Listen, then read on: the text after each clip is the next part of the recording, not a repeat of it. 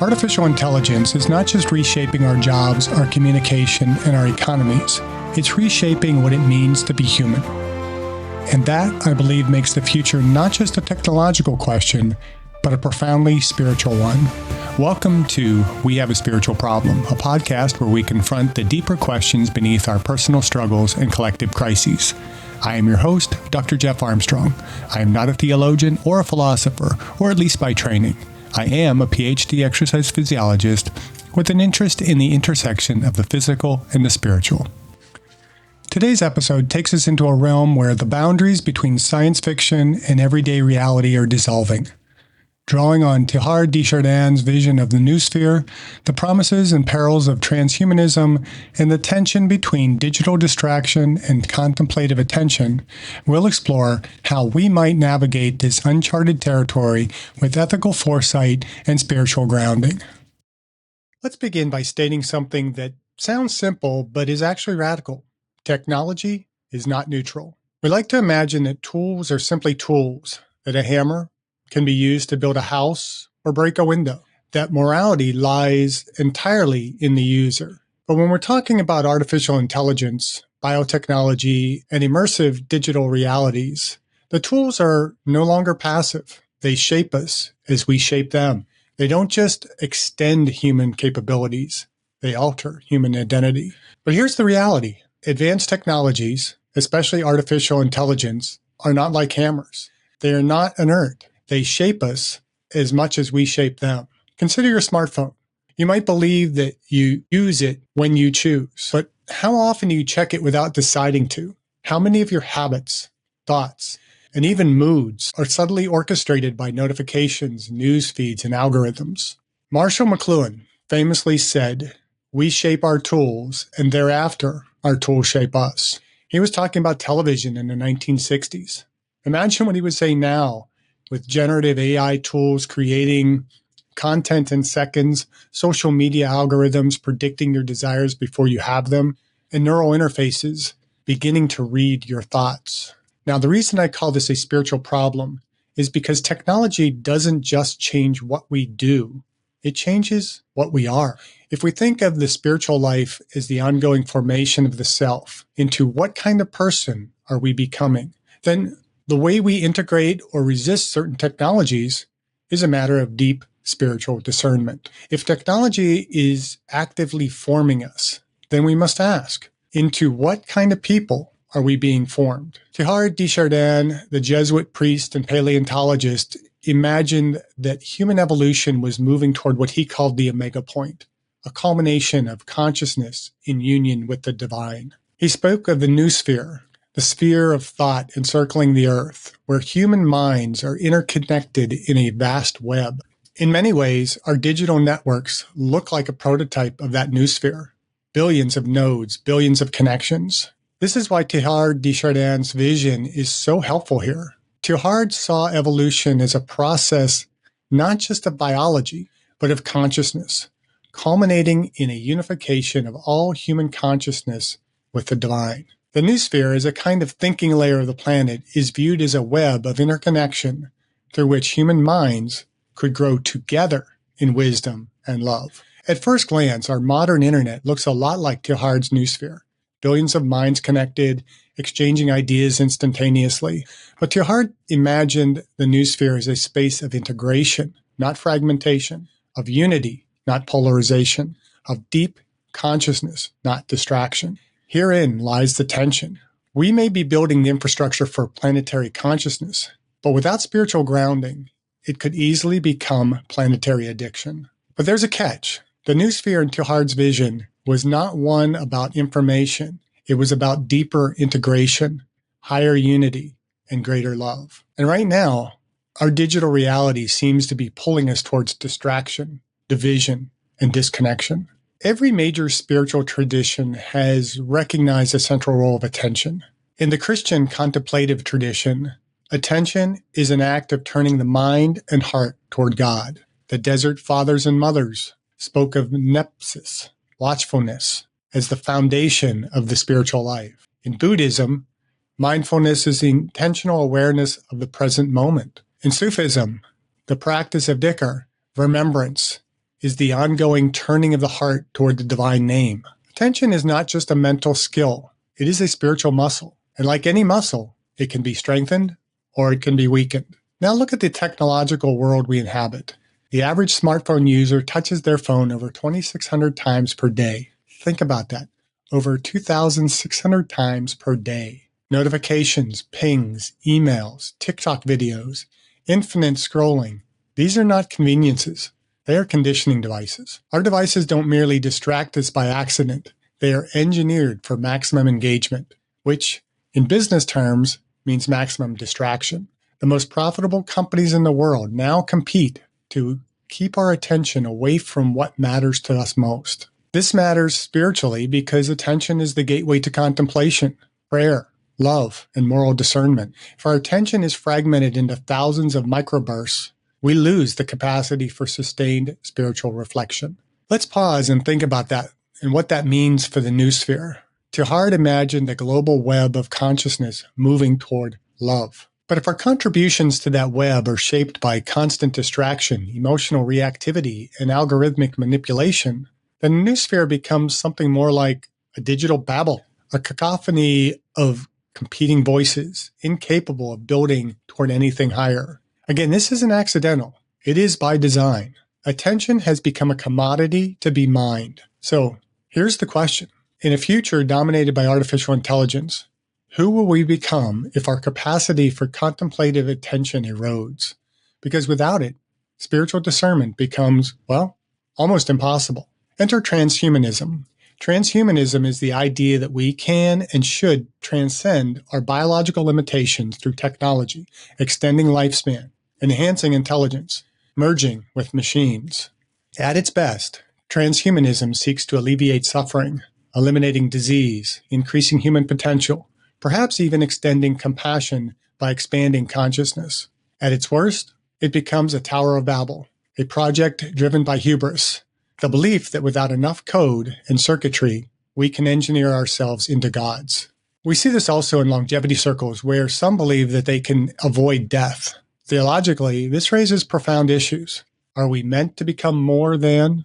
The theological question is not simply, is this good or bad? The deeper question is, are we meant to become more than human or to become fully human? Christian theology speaks of theosis, participating in the divine life, not as escape from the human condition, but its fulfillment. Buddhism speaks of awakening, not as gaining superpowers, but as seeing reality as it truly is. In both cases, the aim is not the domination of nature, but the transformation of the heart. If Teilhard's omega point is the destiny of evolution, it will not be reached by technological perfection alone. It will be reached when humanity matures spiritually, when love becomes as natural as thought. Without that spiritual grounding, transhumanism risks becoming what C.S. Lewis warned as the abolition of man, a humanity so improved that it ceases to be human at all. Is our destiny found in perfecting the body and mind, or in transforming the heart and the soul?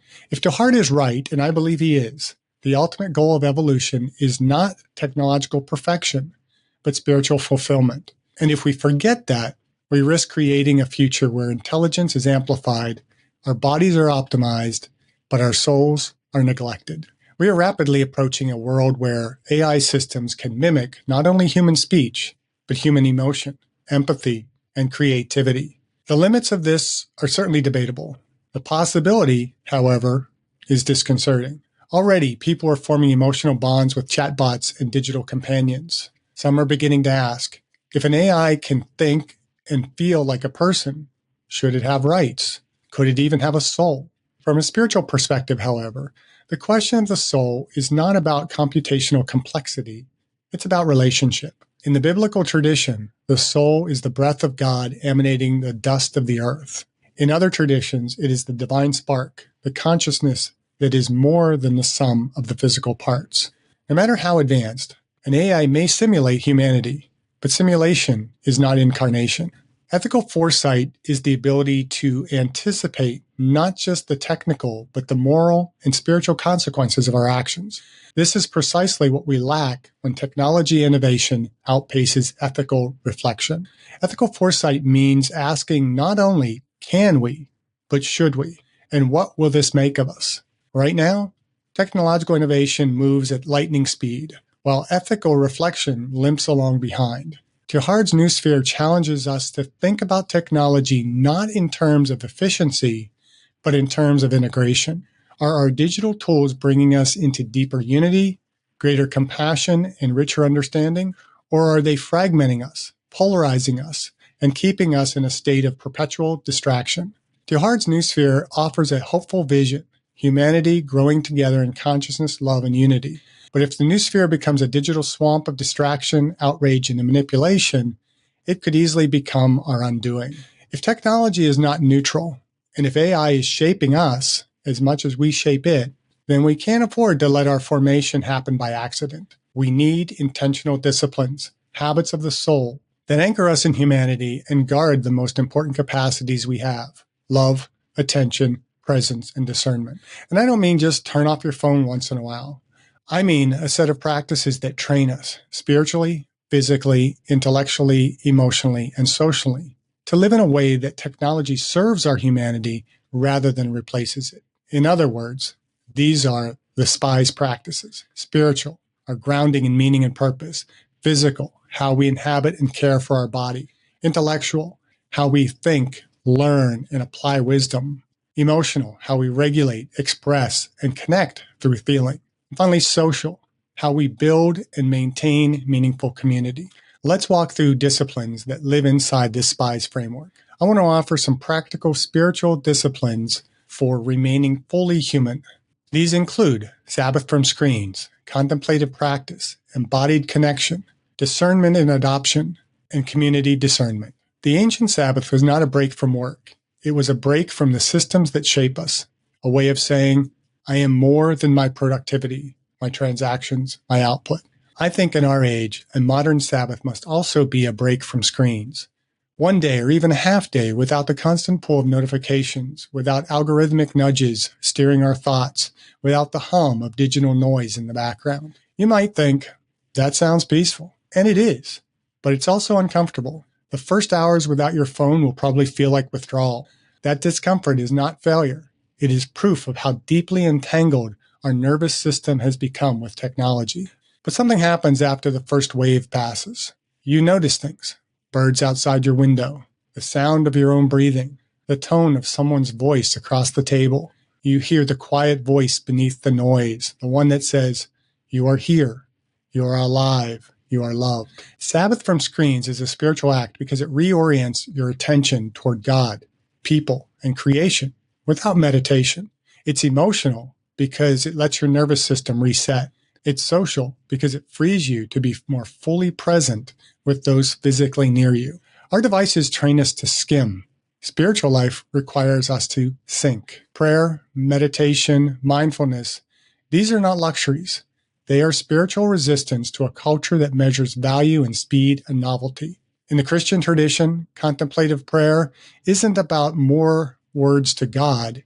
It's about learning to sit in God's presence without agenda. In Buddhist mindfulness, the task is to see reality as it is, without judgment or distraction.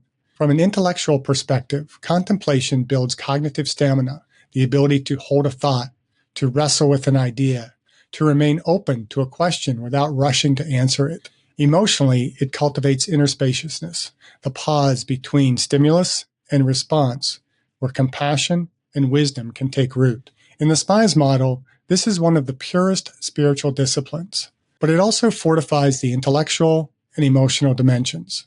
In an AI age where machines will think faster than we can, our value will lie less in our quickness and more in our depth. We are not brains in jars. We are bodies, and bodies are sacred. The danger of AI-driven life is that so much can be done without embodied presence. Meetings, friendship, even spiritual gatherings can happen in pixels. But there is no digital substitute for the warmth of a handshake, the resonance of voices in the same room, or the subtle nonverbal cues that make us all feel seen. Embodied connection is a discipline because it requires intention. You have to show up. You have to leave your comfort zone. You have to put away the phone while you share a meal with someone. From a physical standpoint, it grounds you in the rhythms of breath, posture, and touch. From an emotional standpoint, it builds bonds that cannot be replicated by digital avatars. From a social standpoint, it sustains trust and mutual care that holds communities together. One of the least practiced but most important disciplines in the AI era is asking before adopting. Not just, can I use this, but should I? And how will it shape me? This is a spiritual discipline because it forces you to measure a technology against your deepest values. Does this tool help me love God and others more deeply? Or does it subtly pull me toward distraction, envy, greed, or pride? It's also an intellectual discipline because it demands critical thinking. Don't just read the marketing claims. Ask, who built this? What's their incentive? What unintended consequences might arise? In Teilhard's noosphere, discernment was about integrating new capacities into the movement toward greater love and unity. Without discernment, the noosphere becomes a dumping ground for every half-baked idea humanity can code into existence. Discernment doesn't happen in isolation. In the Christian tradition, the early church tested prophetic words in community. In monastic life, decisions were often made in chapter, where all voices were heard. In an age of AI, where hype cycles and fear cycles move faster than any of us can keep up with, community discernment is a safeguard. It's gathering with others who share your values and asking together, what does faithfulness look like in this moment? This strengthens the social dimension by building shared wisdom. It strengthens the spiritual by anchoring decisions in prayer and shared purpose. It strengthens the emotional by giving you a place to process anxieties and hopes with others. The final discipline of integrated spies check-ins, which includes all dimensions, is regularly taking inventory of how technology is shaping your whole self. Ask yourself, spiritually, is my tech use drawing me closer to God or making me forget?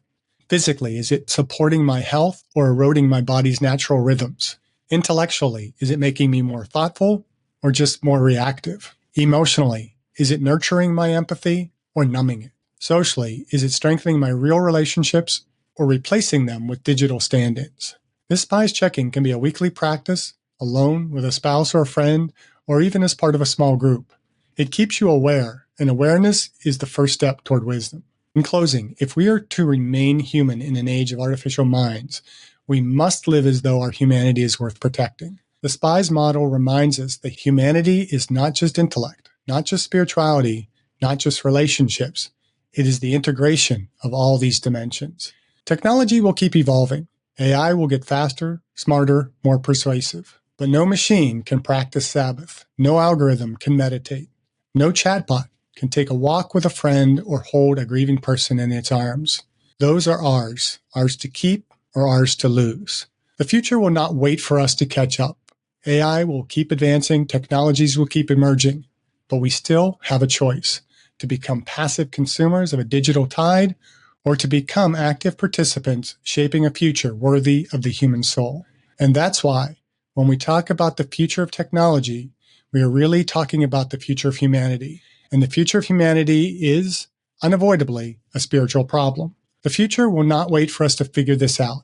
AI will keep advancing, technologies will keep emerging, but we can choose how we respond. We can choose to be passive consumers of an algorithmic tide or active stewards of a human future worthy of the soul. Teilhard believed that evolution is guided by love, but love must be chosen.